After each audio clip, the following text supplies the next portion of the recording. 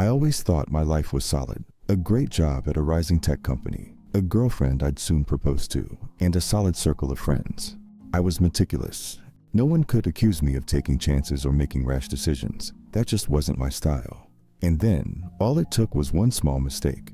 It was a Friday evening, right before a holiday weekend. The office was quiet, and most of my team had already left. I was catching up on emails, deleting the junk, archiving the rest, and that's when I saw it. An email from my boss, George, with the subject line, "Confidential, CEO eyes only." Curiosity got the better of me. The email contained a file with financial projections and details about a pending acquisition, information the public had no access to. It was the kind of intel that could rock stock prices if leaked. But here it was, accidentally sent to me. Part of me wanted to ignore it and delete the email entirely, but another part of me, maybe my ambition, told me to hold on to it. I thought about how useful it could be to have this insider info at hand. Maybe it could even be a stepping stone.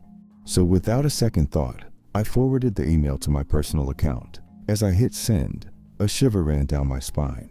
It felt risky, but it wasn't illegal. Besides, who would even notice? I closed my laptop and went to meet Jamie, my girlfriend, feeling a bit reckless but proud of myself for taking initiative. Or so I told myself. The weekend came and went, and I barely thought about the email after that. Monday morning was chaos. I walked into the office to a flurry of panicked whispers, heads buried in phones, and frantic typing. It turned out the company had been hacked, email servers compromised, confidential files leaked, and among them, the file I'd forwarded to myself. It was a mess. Our PR team was scrambling. Executives were sweating, and our stock was tanking. Then I got called into George's office. The look he gave me when I walked in, I'll never forget it. "Alex," he started, "I want to hear it from you. Why did you forward that email to your personal account?" I could feel my face turning red. I tried to explain, to insist that it was just a minor impulsive action. I barely had a chance to finish when he cut me off. "We're under attack, Alex. Every employee's actions are being scrutinized. Do you have any idea what this looks like? We've already suspended 5 people, and frankly, this doesn't look good for you." I walked out of that office in a daze, practically numb as I was led to HR and handed a suspension notice. I'd never felt so humiliated. People stared as I was escorted out, and I kept my head down, wanting nothing more than to disappear. When I got home, Jamie was waiting. She looked at me, concerned, her arms crossed. "What happened?" she asked. I could see she knew something was wrong. I told her, trying to keep it together, but as I explained, her expression shifted from concern to disbelief. "Wait," she interrupted. "So you forwarded a confidential email to yourself? Why?" I shrugged, stammering over my own explanations, but she just shook her head. "Alex, do you realize how serious this is?" It was like she couldn't bear to look at me. She was already stressed. She'd just found out she was pregnant, and we were trying to decide what our future would look like. I'd planned to propose soon, to make everything official, but now she looked like she didn't know who I was anymore. "I need some space to think," she said quietly. She packed a bag and left that night. Left alone, I spiraled. I couldn't eat, barely slept, and the hours turned into a blur. I needed answers. I had to know who had hacked the company, who'd set me up, because over the days that followed, that was the only explanation that made sense to me. This had to be a setup. Why else would my mistake be exposed so specifically? I started digging. While I was locked out of my work email, I still had friends willing to help. I spent every hour on the phone, sending encrypted messages, piecing together what I could. And the more I dug, the more I realized that this breach wasn't random. No, someone had targeted me specifically. Every other leak was minor, a few marketing emails, a handful of inconsequential reports. But that file, the one I'd forwarded, was the only major leak, and all signs pointed back to me.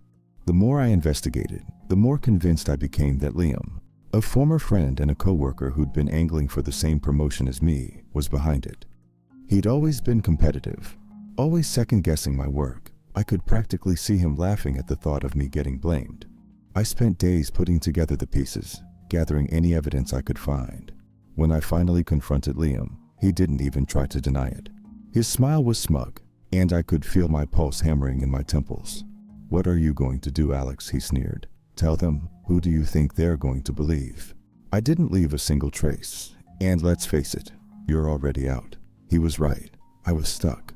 There was no paper trail, no hard evidence. My only option was to walk away quietly, tail between my legs. But that night, a new thought crept into my mind.